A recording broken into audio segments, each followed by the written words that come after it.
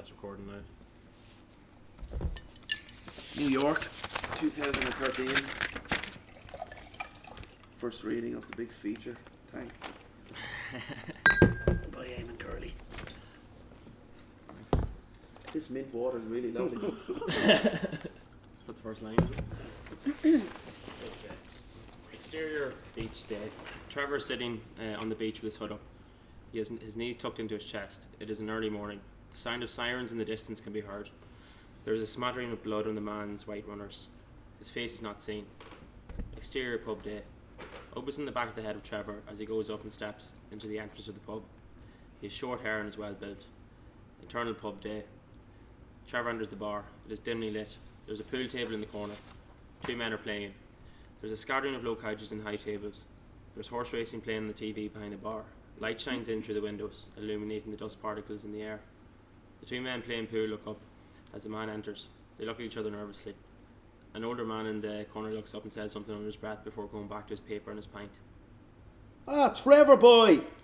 Trevor looks around. Johnny, a stocky mid-30s man dressed in jeans and leather jacket, comes up to Trevor. Trevor looks at him for a second. They hug. Trevor looks over at the lads at the pool table who are talking quietly, stealing glances in their direction. Johnny sees this but ignores him and directs Trevor over to his table. Point? Nah, man. Ah, go on, you will. I said no. I'm getting a Coke or something. Johnny's face drops slightly.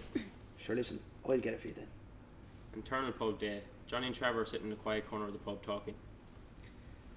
How's your mother then? Fine. You back there with her? No, I got a place of my own. Small bed sitting in the main street. Right. Good. Trevor stares at him. She can look after herself, you know. Johnny nods in agreement.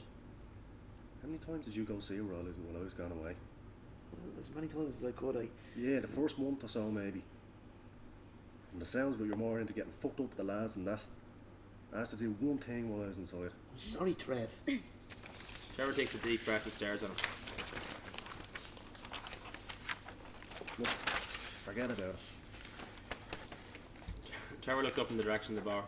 A brown-haired attractive girl in her early 20s walks behind the bar. She is dressed in a black uniform. She's smiling and talking to the other barman. He catches her eye. He smiles at her. She smiles back. They hold their look for a couple of seconds before she is distracted by a customer. Exterior pub day. Trevor and Johnny walk across the road to the beachfront and sit on the bench. Johnny lights a cigarette. He offers one to Trevor, who declines. Have you seen any of the lads yet? They'd be over the moon to see you. No, not yet. There is silence between the pair as Johnny searches for what to say next. Look, listen, Trevor. Whatever happened, happened because... Don't want to fucking talk about it, yeah? Johnny looks down at his feet. Trevor sighs. Listen, mate.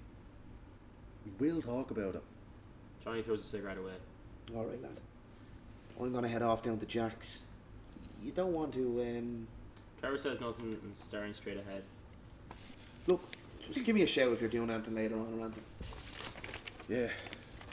Johnny gets up to leave and Trevor is disturbed from his trance. Yeah. Listen, thanks for the drink, mate. Yeah, no worries, man. Good to see you. They awkwardly hug. You too. As Johnny walks off, Trevor spots the girl from the bar leaving work. She is talking on her phone and laughing. She turns around, seemingly looking in the direction of Trevor. Interior Trevor's bed sit night. Trevor's laying on his bed watching TV. On his bedside locker, his mobile phone suddenly vibrates, indicating an incoming call. He reaches for the phone. A number is there he doesn't recognise. He sends the call to voicemail. A second later, a voicemail message alert comes up on his phone. He sits up in the bed and listens to it. Alright, Tank, you mad bastard. Heard you were back in the land of the living. Ha ha ha. Sure, give us a shout if you're up for a few bevies sometime soon. Alright, pal, I'll talk to you later. Trevor throws the phone onto the bed and rubs his face, sighing deeply. Interior pub day. Trevor is sitting drinking coffee and reading the paper. The pub is scattered with the usual afternoon drinkers. The droning of horse racing commentary can be heard on the TV above the bar. He notices the odd curious glances his direction, especially from the middle-aged barman going about his duties. Their eyes meet across the bar for a couple of seconds before he goes back to his work. He's noticeably irritated at Trevor's presence and is talking under his breath. Are you okay for everything? The pretty brown-haired girl he saw yesterday, Sophie, appears by his side. Yeah, another coffee, please. Thanks. Sure you don't want something stronger? It's a bit too early for me yet. That doesn't seem to bother the rest of them. Yeah, I'd say that gets on your nerves. They're grand most of the time. There's an awkward pause as both of them search for the next thing to say. Trevor smiles and looks down at the empty cup. She smiles back and goes to say something. Sophie. Yeah, coming now, Chris. She turns back to Trevor. Be back in a minute with that coffee, alright? Yeah, take your time, whatever. They share a smile again. Sophie goes over to the bar to make the coffee. Chris, the middle-aged barman, comes over to her. What's up? Can you just go down to the store and get a few packs of bar mats? I'll finish that. Cool. It's just for the man at the high table?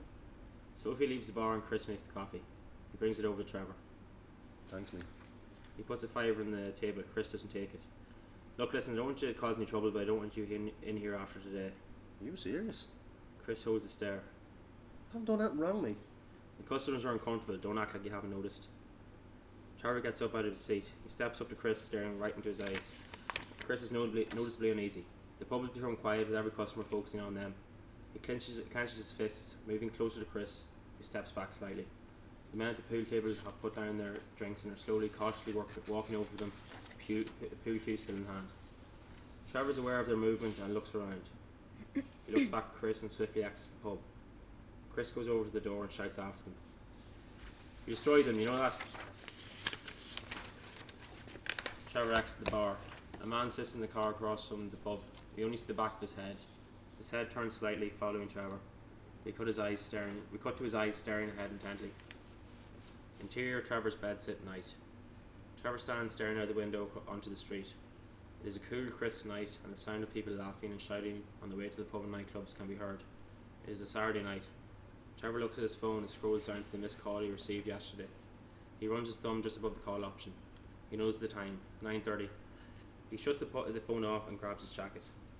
Exterior street night. Trevor's walking down a brightly lit street.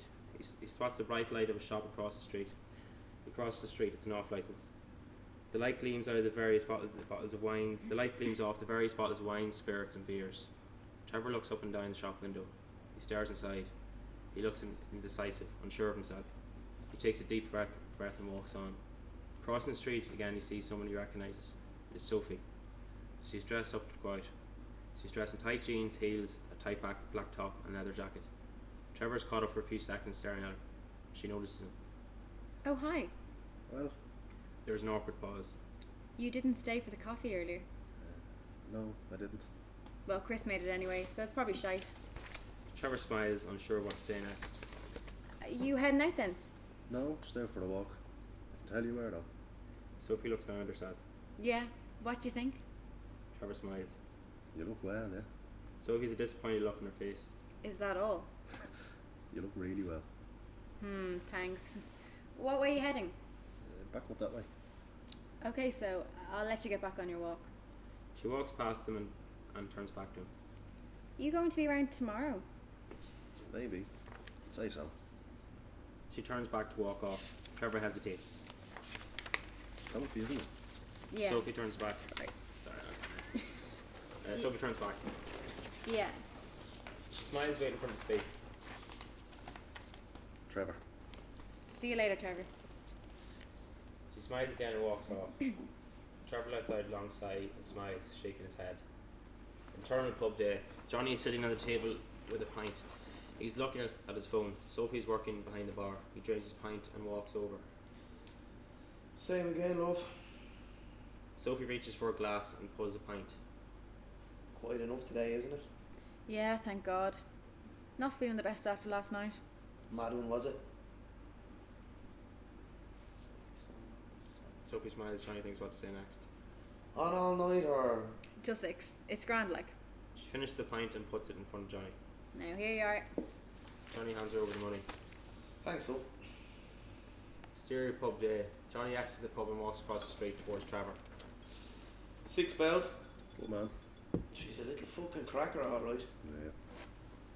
You think your man told her? Or? Don't know. Don't think so. She was grand to me last night. I'd say she wasn't all. Trevor looks away unimpressed. Johnny goes to light a cigarette. Wanna fuck off there, Johnny, yeah? Right, yeah, no worries. Johnny turns away and walks off, leaving a billow of smoke behind him. Exterior pub day. Trevor watches Sophie leave the pub. He crosses the road as if heading in the direction of the pub. She sees him and smiles. Just miss me.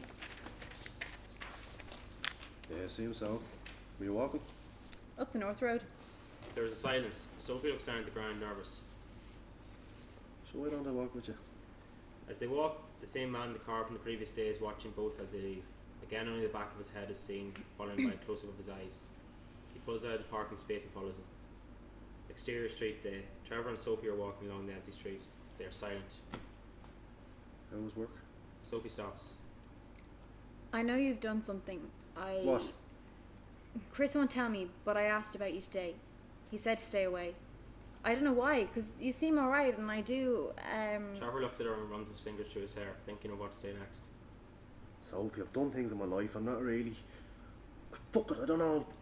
Trevor trails off. He looks past Sophie. A middle-aged man is staring at Trevor. He walks towards Trevor. Trevor's face is pale and a look of horror and fear is etched all over. He steps back a few steps. The man pushes angrily past Sophie and lunges at Trevor. The man screams angry, throaty curses as he grabs Trevor and punches and slaps him. Flashback. The back of a house at night. There is a house party going on in the background. A younger Trevor and a man in his 20s are arguing. They are drunk. Trevor suddenly lunges at him. The younger man falls to the ground. Trevor kicks the man until there is no movement. Trevor picks up a beer bottle and downs it, breathing heavily and smiling. Exterior street day. The man is screaming at Trevor. My boy, he's fucking gone, you're still fucking here. Trevor's still trying to push the man off but can't. He pleads him to get off. The man catches Trevor square on the jaw. Trevor snaps. Trevor headbutts him twice, sending him to the ground. Sophie is screaming. Trevor looks down at the man and then over at Sophie. We see his fists clenched, eyes bulging. All self-control is gone. Trevor looks down at the injured man and swings his leg back, aiming for the man's head. Exterior beach day. Trevor is sitting on the beach in the early morning. The sirens go closer. He's staring directly out at sea. A blue light flashes in the background. Shouting can be heard, and the crunch of the running of footsteps on pebbles can be heard. Trevor is grabbed roughly by an assortment of hands as it cuts to black. The end.